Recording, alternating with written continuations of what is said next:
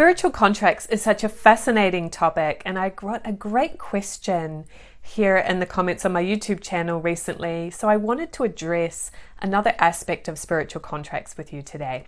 And here's the question that I received. How do we know if the contract between two people has ended and it's in the best interest of both to move away? If for some reason they're still together but they know it's not working out, in such a situation, what should the soul do? This is such a great question. I've been there, and please stay tuned to the rest of this video where I will share my perspective on ending contracts and relationships. And if you're new here, welcome. My name is Melissa. This is the channel to be if you desire to connect with your angels and to develop your spiritual abilities. So please hit that subscribe button if you'd like to stay in touch with my weekly videos. So here's the thing, you make the decision ultimately whether you're going to stay or go. I have definitely been in this position. I've talked a lot about the fact that I went through a divorce about 4 or 5 years ago, and it was a really challenging time when I was in this position of do I stay or do I go? So I want to first just, let you know that you really are the person that will ultimately decide that, and everybody has different reasons for it. But I want to share with you today a perspective about spiritual contracts that might help you to get more information and perspective to help you make the best decision for you. Okay, there's never a right or wrong answer, but there is a truth and a trend to spiritual contracts. So for those of you that aren't familiar with spiritual contracts, I have other videos on this, but in a nutshell, it's the idea that you're drawn to a person or an opportunity in your life because you have something to learn from it. So today I'm just going to talk about romantic relationships. There are many different types of contracts and relationships, but we're going to focus on romantic relationships today. So in that context, it needs to be a mutually beneficial arrangement. If it's no longer mutually beneficial, the contract will change or end. Okay, so both people are getting something out of it. They are growing and expanding as a result of being a part of this relationship.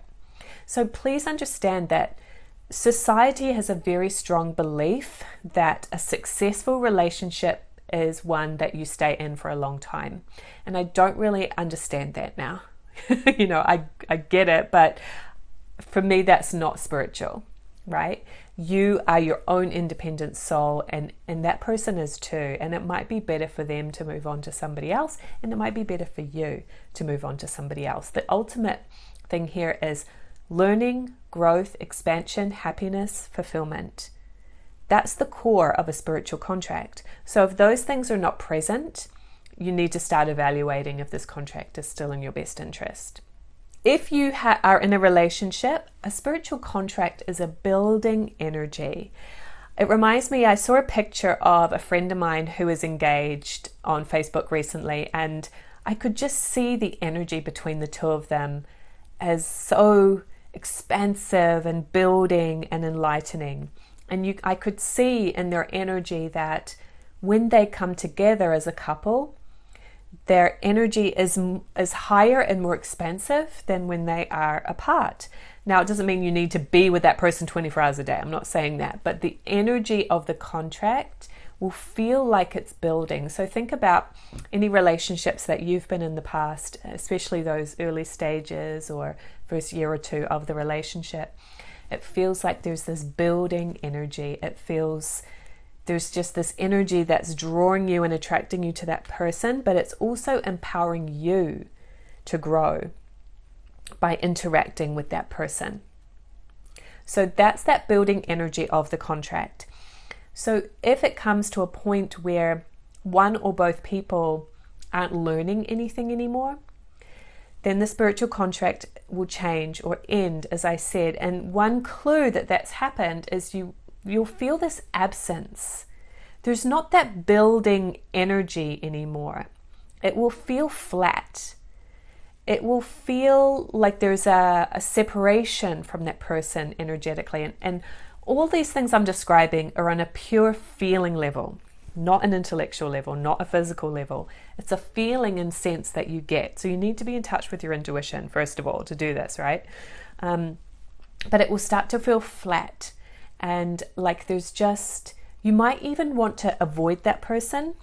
You might feel really drawn to focusing more on other areas of your life rather than the romantic relationship. Like maybe you dive into work, maybe you dive into other friendships, maybe you dive into parenting.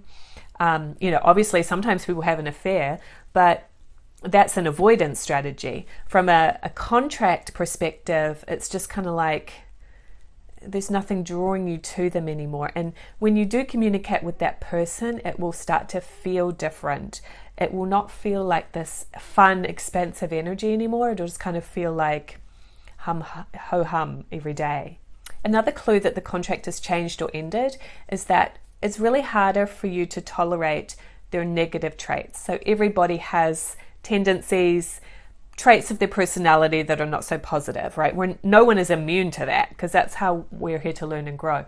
But what you find in a romantic relationship is that you're able to be forgiving of some of the not so positive things because the scales have tipped more toward the positive. There's so much more empowering and positive aspects of that person and the connection that the negative traits, you're able to tolerate them. You might need to set some boundaries and some expectations around that, but it is tolerable. And when the contract ends, the negative traits become really irritating and hard to tolerate. And you might even get into fights around it where you just were able to let it go before. Okay, so that's another clue. And the thing you want to ask yourself is, what am I learning from this relationship for myself and my personal growth, right? So if there's an area where you're still growing in, even if it's challenging, but you still know that there's something to learn and grow from, there's still a contract there. When the contract is ended, it feels empty, it feels flat, and it might, if you stay too long, it can actually become destructive to both people, right? It becomes toxic, or it has the potential to, right? So the best way to know if you have a contract with someone is actually to ask your angels. It can be a tough area to get detached enough to decide that for yourself. And whenever I need to get out of my own way and get clear guidance on my life and my bigger picture, I simply ask my angels. So if you know how to do that, I encourage you to check out the Communicate with Angels online course. It's on my website at communicatewithangels.com. Enrollment is open at any time, and you will learn the tools to be able to ask these kind of questions. In the course, I do talk a lot about spiritual contracts and how to ask questions about relationships. During the time that I made the course, I was entering a new relationship, so it was really on my mind. So this is something that's definitely a benefit. So when I ended my marriage, I asked my angels if it was in my best interest to continue to be in this marriage and in this relationship. And I got a no. And it really shocked me at the time. But I realized that it was time for me to make a change in my life.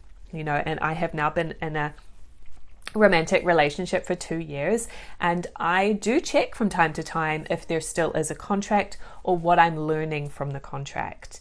It's not my business what he's learning, but I know I have a sense that he's learning a lot from me as well, and so that's when it becomes mutually beneficial.